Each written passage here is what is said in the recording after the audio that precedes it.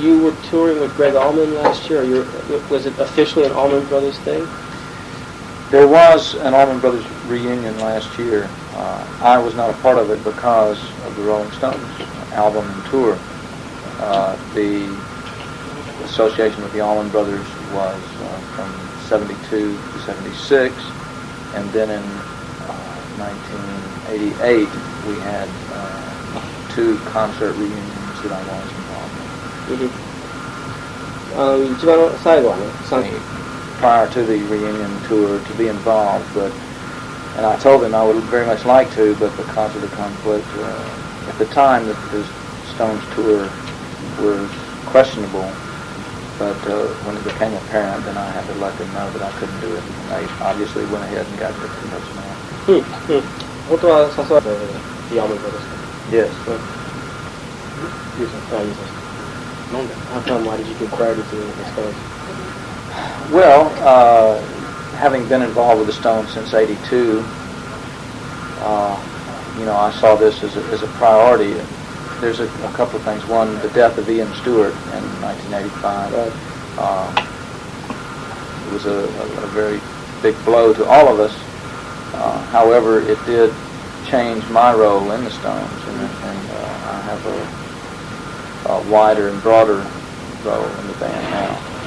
And so they were very interested in me coming along for the album and for the tour. And I saw it as a better opportunity for me, a higher profile, and how could you turn down Rolling Stones together? It looked like a lot of fun, and it was. It was the best decision, and it was the greatest tour I've ever done. 82年からね、What does it mean to you to have been a member in the Allmans in the early 70s, sort of a legendary outfit there at the time? How do you look back on that in retrospect? It was a wonderful time. I was very young.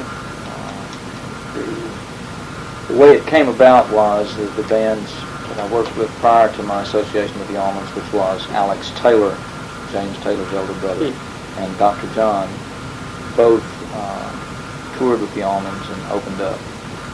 Quite often I would stay and listen to the Allmans, and because I played an acoustic piano and because after our set the piano would be backstage, I would quite often play on my own while the Allman Brothers was playing. I learned the songs, learned the repertoire, learned the grooves, and I liked the band a lot. So in '72, they asked me to play, actually it started to be Greg's solo album, Laid Back, and it evolved into being the Brothers and Sisters album. It came as somewhat of a shock to me to be playing at that time, which was supposed to be Greg's sessions in the Allman Brothers. But it all happened very quickly, and about 2 weeks later they asked me to join the band. So looking back on it, it was a great experience. It was a bit of, I think, American rock history. I was a fan of the Allman Brothers before I joined them, so it was a great honor for me to be involved. I would like to think I had some contribution. I think it was interesting when Dwayne died, because it was such a guitar-oriented band, that they decided not to replace the guitar, but to add a different instrument. I think in retrospect, had it been anybody else, a sax, anything, I think it would have been a wise decision, because you just don't replace Dwayne. And I was very comfortable with the band, and we had some great times and great years. Yeah, it was. That's a good point you made, John. They evolved remarkably there upon you entering the band. And don't forget the classic solo of Jessica there. Jessica. Yeah, goosebumps. Sea Level was essentially Allman Brothers without Greg and Dickie. And you added, I guess, what was the guy, the guitar player, Jimmy Knowles. Yeah, Jimmy Knowles, right? But I mean, it was essentially the backup the band. Rhythm section. Yeah, the rhythm section. Yeah. How did that come about? I mean, was it a matter of just Greg and Dickie going off in their own directions and leaving you guys to your own devices? Well, what happened was, J-Mo, the drummer, and Lamar Williams, the bassist, and myself, we just loved to play. And even when we were on the road, we would oftentimes rent an extra room, a ballroom in the hotel, and set up, and the three of us would play. And We would go to the sound checks early and play. Any opportunity to do that, we did. And we developed a little repertoire, and when it became obvious that the Allmans had inner fighting and disagreements were going to break up, we sat down, had a meeting, and decided to keep at least what we had together and build on it. その3人、So you think in the waning days of the Allman Brothers, you guys weren't able to do maybe what you had wanted to do, or what the band was, you weren't able to realize the potential of the band? Well, the three of us that kept it together hated to see the Allman Brothers come to an end. We didn't want that to happen at all. We tried as best we could to convince the others to put the personal feelings aside and let's worry about the music. Let's continue, because we felt we had something very unique and that we could have moved on with it. But it became apparent that this wasn't going to happen. And when it did, then we made the decision to do what we did. He describes Sea Level as a rather unique project in that it took elements of blues and fusion and jazz and kind of mixed them with the southern stuff you guys had already been doing. Was it a concept you had in mind for some time, or did this just sort of naturally evolve on its own? It was pretty much an involvement. I didn't really know that much about jazz music until I met J-Mo. J-Mo turned me on to Coltrane. Is that right? Yeah. On to, well, of course, the other names I knew, but very sketchily, Miles Davis. But he turned me on to so many players, Cannonball Adderley, Jamal, Keith Jarrett, Chick Corea, all these people, and then it just snowballed. And became very, very interested in these people and the music, and I started listening to it a lot, and I became influenced by it. My original background was basically in rhythm and blues and in British wave, Beatles, Stones. Yeah, you were a real pounder on those early albums. Yes, exactly. And so this thing through J-Mo evolved during the time that we played together, basically. And then I thought, well, maybe it will be unique to have a southern flavor to a fusion type group, and that's why we pursued it as that. I think the downside of it was that was it an instrumental band, was it a vocal band? There was not quite a focus sometimes, and perhaps that's what kept us from being more popular than we were. I was quite pleased with what we did, but I think if we would have been able to focus in, it could have been even more popular and sold more records and all that. But no regrets. We had a great time with that band. For the casual observer in Japan, it seems like Southern rock sort of drifted away. Allman's dissolved. We lost Sea Level after a while. Then it's going to, some of the members lost in a plane crash. So there's still a lot. そういう現在の have bands now like ZZ Top 38 Special, sort of standard bearers, I guess you would call them. What do you think of the situation now? Something like is it even a relevant term anymore? Unfortunately, I think not. It seems to have dissolved and disappeared, and I think it's a shame. You're right. The standard bearers are 38 Special and those types of bands. There is some remnants of Leonard Skinner still around. They did a reunion tour. Marshall Tucker Band, a similar situation. The band broke up. There's two of the original guys, and they hired some other personnel. So it's not really what it was in the beginning, and the tradition hasn't really carried on. I think a lot of the problem is the fact that there's no longer an entity like Capricorn Records, which is truly a Southern entity. The label, the whole outfit was based in the South and worked out of the South, and it had all the feeling of those things, and it made the music more traditional Southern. Now, people are so worried about selling records and being in the mainstream. So 38 Special, which I think is a good band, but I wouldn't really call them a Southern band. They're just a pop rock and roll band. Yeah. All due respect to them. I think they write good songs, and I quite like what they do, but it's not Southern, I don't think. The expansion of the country market, a lot of those bands that were once termed Southern rock have eased over towards the country side of things, like Charlie Daniels. I mean, you wouldn't really call him a rock and roller anymore. He's pretty much a country act. However, because country has broadened its limitations, it's now pretty much accepted as a country entity, I think. And bands like Alabama and well, I mean, look at Lyle Lovett, for heaven's sake. He's still considered a country artist, I think, for the most part. But what he does is certainly not all country, is it? So I think because of the expansion of that market, some of the Southern rock ideas and bands have been sort of sucked into that. What's his name? Zero tours back in '82. Bill Graham was tour director. Of course, the Allman Brothers was one of his favorite bands. When I came into the picture with the Allmans, I think he looked at me with some skepticism. Who is this guy that's going to come in now? And I sort of won him over. And we did a few concerts with him with Leavell. He was very good to us. Then there was a period of time when I didn't communicate with Bill for 4 or 5 years. And when the tour, the Tattoo You tour started happening, Nick and Keith wanted to try somebody different, and Bill, being tour director, mentioned my name. That's how it came about. They didn't have any objection to it or anything?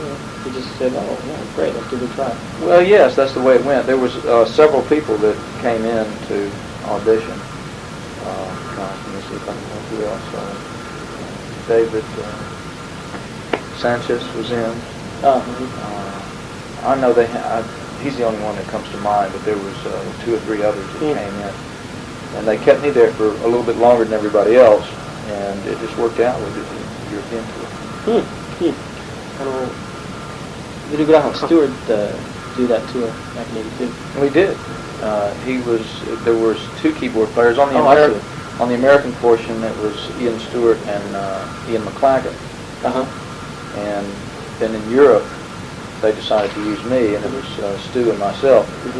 That's another thing maybe we could get into a little bit, and that's Stu and mine relationship. I think Stu was the main reason I got the gig, because he quite liked that Southern boy, the Orchard boy. And I played him the song "Georgia on My Mind." I think that decided him that it was that I was okay. We spent quite a lot of time together on that tour. And we would go through England, stay in London. He insisted that I stay with him, not in a hotel. He had 2 pianos, and we would play together. He turned me on to a lot of boogie-woogie players that I was unaware of, and reintroduced me to some that I was aware of. And we became very close friends. And when his death came, it was quite a blow, but I think by virtue of the fact that I had spent so much time with him, I knew his style, we were similar, it was pretty easy for me to slide into that role, which was part of what I do now. How is it that you and Ian McLagan divided up duties on that tour, though? Why didn't just one of you do the whole thing along with you? Well, that's something I guess Nick and Keith would have to answer. I really don't know. The decision was made to carry me out and maybe on the European portion. Is that right? Only when you were a teenager you used to do Stones covers in clubs, so you were able to fit right in there? Yes, it's interesting. I played guitar in a band we had called the Misfits when I was 13 or something, and we would play at the YMCA every Friday night. We had a standing gig, and Saturday morning we had our own little TV show, which was fashioned after American Bandstand. And as I mentioned to you earlier, one of the main things that was popular at that time was British wave music. So that included Beatles and Stones, and in particular the songs that were popular of the day were Satisfaction, This Could Be the Last Time, It's All Over Now. So most all of those songs I knew from playing them then. I played them either on guitar or on keyboard because at that time I was doing both. Yeah, you and about a couple 100,000. Yes, indeed. So, but you fit right in there? Well, I think what he's referring to is in one interview I did, they asked me what did I do to prepare myself for auditioning for the Rolling Stones, and my answer was that the audition came down to me very quickly. I had, as a matter of 2 days, I was there. So the day before I flew up, I stayed up and listened to Rolling Stone records, and I realized I know these songs. You know, I've played them before, and the ones I didn't know I knew because I knew them on the radio, and I knew the style. And hey, listen, they're influenced by the same things I am, aren't they? You know, Delta blues, R&B. So it was the old saying, we went to different schools together.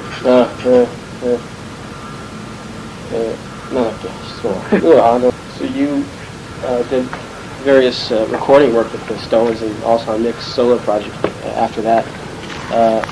You obviously you get along well musically. Is it also work on a personal level too?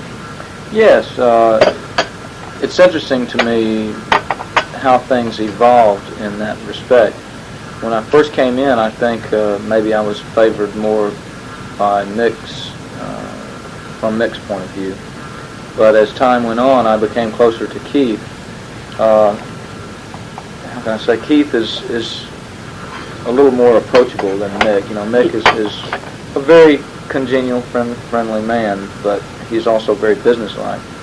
And it's just easier to spend time with Keith and to get closer. But I see myself as somewhat of a catalyst and a go-between between the two, because I think one reason that Rolling Stones are so great is the difference between Mick and Keith. As with any band, Dickie and Greg were the same way, very much opposite. And there was a lot of times when there was tension and pushing and pulling, and in that situation, a person is needed to sort of be a go-between. And, well, the other guys, like for instance, Ronnie Wood, fits that bill as well, but Ron's in the band, so there's times politically when it's easier for someone that's not a direct band member to take on that role than it is somebody that's so closely involved, like Woody. So I think it's an interesting situation, the way things move and flow from a personal level. I mean, obviously, because of where I live and where they live, during the off times, I don't go see them as often as I would like, because I'm at home with my family and they're at home with theirs. But when I am in town, yes, I look them up and we do spend time together. And on the road, we socialize quite a lot. So, in the period you've been involved with the Stones, it seems like it was one of the more, I guess, a period sort of characterized by the friction between Mick and Keith. So I guess yes. Your role as catalyst there was pretty important. Well, it really manifested itself during the recordings of both Undercover and Dirty Work. Dirty Work, there was more tension than there's ever been, I think. And that was a very difficult time for everyone, to be honest with you. That wound up being a very Keith-influenced album, I think, because Keith would stay at the studio for long, long hours, and Mick would just come in and do his bits and sort of leave. And yes, it was both of those periods of time where there was a lot of tension going on. But I find it interesting that whereas most bands would very likely let that dissolve the group and break it up because they just say, I can't do it anymore, I just can't go on. I think it's interesting that the Stones, and that's one of the great things about them, find a way that we can overcome that. And I think that's really come to light on this recent project with Steel Wheels. They said, look, all this we've been saying to each other, talking, either in front of each other or behind each other's backs, let's forget about it. We work together great. Let's do what we do. Let's go on about it. And I think because of that attitude now, it's coming closer together. And there's a lot less tension. Everybody getting along much better. In a good cycle, in a positive cycle. Yes, yes, indeed. How do you want to? By the time you became involved with the Rolling Stones, obviously they were a solid unit. Every member had his own duty, his own role. At any time, did you feel like your contributions were being minimalized as a result of that, or at the same time, did you want to change the band or add to it in any way? Did you have anything specific in mind? Well, first of all, I was quite pleased with the freedom they gave me. I've never been told what to play, and I think they hired me because I do what I do, and that's never been a problem. The only times that I've objected to the situation is oftentimes in the records I tend to be buried in the mix. I think my contribution was good enough to where it shouldn't have been buried in the mix, but that's perhaps a prejudiced viewpoint. I don't. But I think the present situation on tour has been just great. I mean, everybody that has come to the concert has said, you can hear the keyboard is prominent and the contribution is good, and I feel good about that. I mean, if I felt like I was just a decoration, I wouldn't want to be doing this. And, because I feel like I do have good responsibilities and a good role. Really, now I feel like I'm kind of assistant musical director. I mean, Keith is the Keith band, as far as the music in the band, working with the rhythm section and all of that. Mick, of course, is Mick Jagger. He's up front. He's leading the thing. But I tend to be the liaison between Keith and the band. I give a lot of cues. I count a lot of songs off, that sort of thing, and I feel real comfortable in it. So the being buried in the mix is my only objection. That's interesting. I guess so. In the second part of this question, what did you want to add to the music? I suppose you could summarize by saying you just wanted to put your autograph on it. Yes. Use your input. Yes, exactly. That's what you were there for? The keyboard has always been a part of the Rolling Stones. It's definitely a guitar band. Let's not deny that. But through the years, there's been Jack Mitchell, there's been Billy Preston, there's been Nicky Hopkins, Ian Stewart, and they all have added a distinct stamp on things. And yes, I would like to do the same thing. He hears that when the Stones announced that they were going to do this tour, that they sort of immediately approached you. I don't know if that's the case or not. They came to you immediately. Well, yes, actually, backing up a bit, when the album was done, I was called in for that. I went to visit Keith when he was mixing his solo album. I was on tour with Fabulous Thunderbirds, and I was playing at Avery Fisher Hall. He was mixing around the corner. I went to see him after the concert, and he told me that they had a meeting and that they had 99% decided to get back together to do an album and a tour. And he told me at that time that I would get the call. And the initial process was done with just the band, the writing and the initial track. And then I was called in to do my parts in the overdubs in London, and then of course to do the tour. So yes, the call came really before the whole thing happened. It was a shoe-in. Excuse me? It was a shoe-in. Yes. Well, when Keith tells you something, you can take it to heart. And when he told me that, there was no doubt in my mind that when the time was right, I would get the call. I wasn't sure when it would happen, whether it would be to help out with the writing or to be on the tracks, and as it turned out, it was in the overdub process. But once he told me that, I knew it would happen. The guts of the question there were, do you feel like you're becoming the sixth Stone, or are you interested? Well, that's a dangerous term. That's Ian Stewart's position, and always will be, and I would never take that away. I think it's different. I think it's a difficult thing to put into words. No, I'm not the sixth Stone. I think maybe I'm the next thing to it. I don't know exactly how to put my role in perspective. I don't see myself as a Rolling Stone. The Rolling Stones are the five guys. And I quite like having that freedom, to be honest with you, because I play on a lot of other projects. And I want to do that. So you kind of like to maintain your status as guest. And as an independent contractor, shall we say. But I feel that I do have a very important role, and I feel like I have, put a stamp on what I do with the band. And I hope that if they decide to do anything else in the future, I'm confident that I will get the call for that too.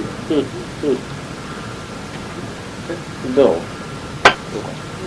how does this tour so far stack up with the last one? Miles above the last Is that right? Yes. I mean, that's not to say the 82 tour wasn't good. It was. But, for instance, in the rehearsal process in 82, I think there was 2 weeks, maybe 2.5 weeks of rehearsal.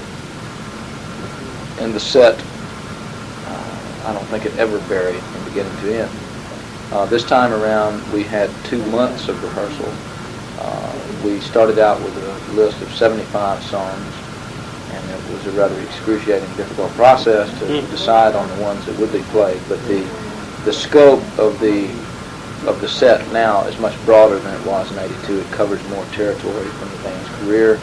It's played more expertly. And one thing I haven't interjected that I should is Matt Clifford's involvement in the band. And Matt has had a positive influence on the situation as well. They often refer to us as high-tech and redneck. So, Matt basically, one of the positive involvements he has is that now, for instance, on, let's say, Ruby Tuesday, we can have the cello and the flute, that he does those parts, and I do the traditional piano part. And that sort of follows all down the line for most all the songs. Anything that has a horn section or strings or other acoustics or electric sounds that were on the record, we can now reproduce those. Where in '82, we didn't have that. The technology wasn't as sophisticated, and it was just a different type of situation. Now, it's a much tighter band, a much more well-rehearsed band. The staging is completely different and much better, I think, now.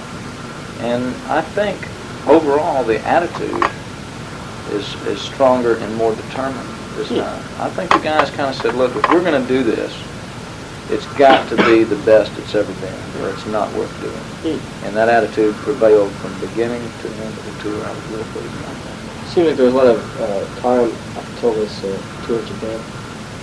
A lot of time off? Yeah. Well, yes, it was a long process. Well, for them, it began in February. To write the songs, record the album, do the tour. So basically from February to December, it was steady work. I mean, for me, I came in June. So I was away from home for 5 months straight. You needed the break. You had to have it. You do have families. Yeah. So actually, I think the break was just right. Now it's time to go back to work. It was about a month and a half off. Yes, it was some 5 weeks. I was.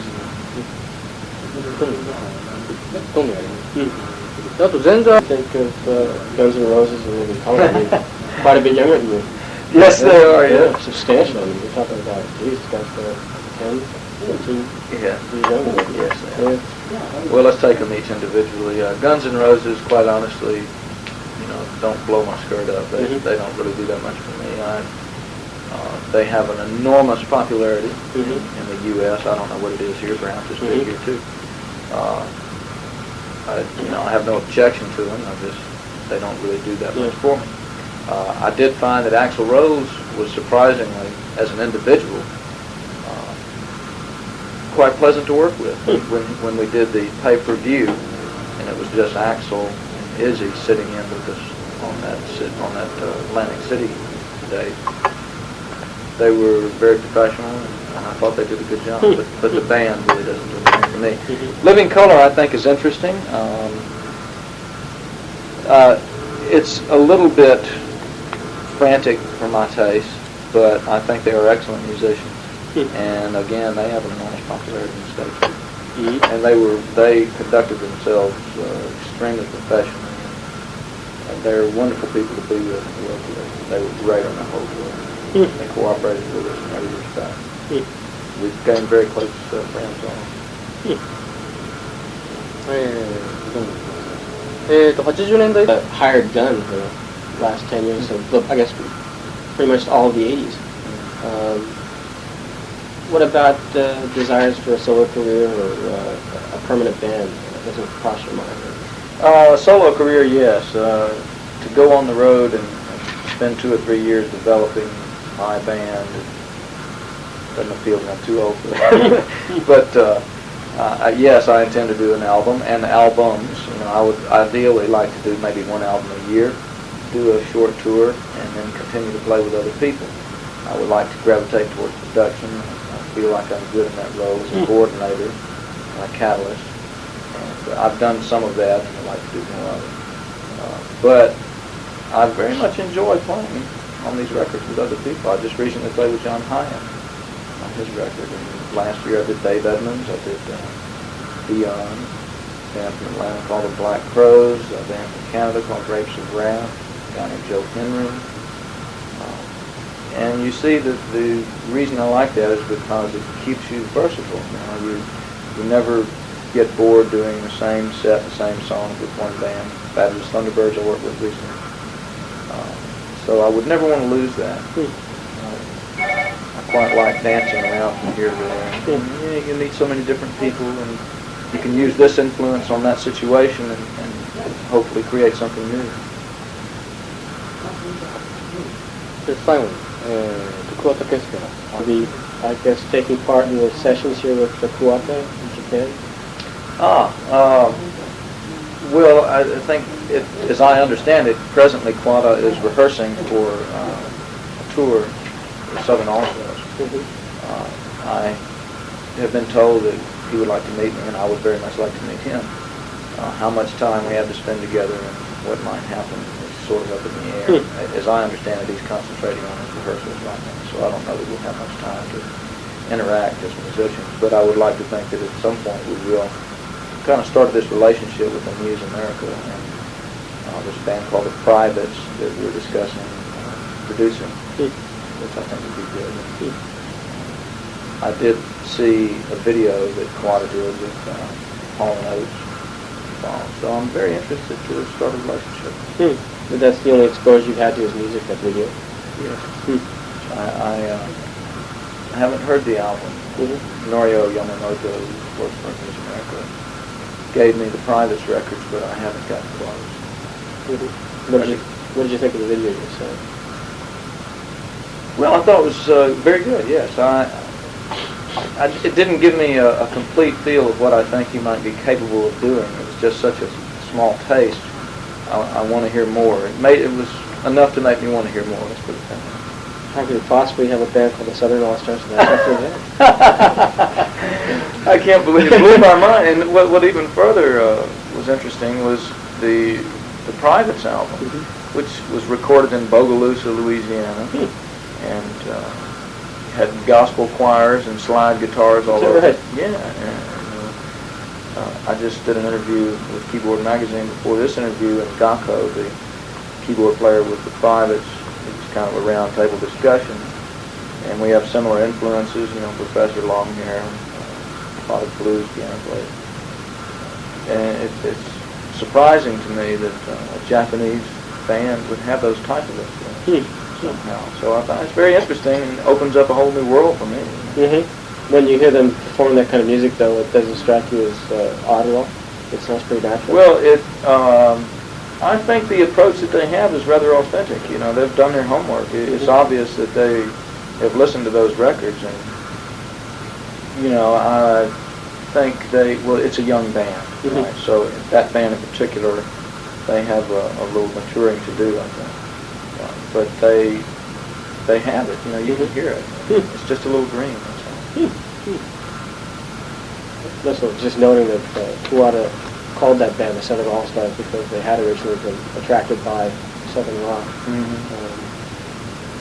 guess it's kind of a flattering thing to know that for some reason the country was far away is taking the time and in trouble to follow them. Well, it was surprising to me when Norio told me. Well, first of all, Norio contacted me out of the blue when I was on tour with the Stones. I didn't have any idea who he was. And then as we developed our relationship, and I was most surprised by the influence that the Allman Brothers band had on these bands. You know, being on tour with the Rolling Stones, that wasn't really the big issue. The big issue was the past and the Allmans and the Southern influence that was going on and that is going on at present with these bands. And it was surprising to me, very surprising. I mean, you have no idea. I mean, the Allmans never came here. They never came and played. And it's my first trip to Japan, so it's a whole new world for me. I'm surprised and very, very flattered that they know the music. And I found out further that C-level CDs had been released here. Sure, right. And, I didn't know that. There will be a compilation CD released in America in late spring on C-level by Polygram. But when they called me and approached me about that, and we discussed what I was doing and that we were going to Japan, he said, "Oh, well, by the way, they've already released one and perhaps more CDs there." So very flattering and very surprising. だと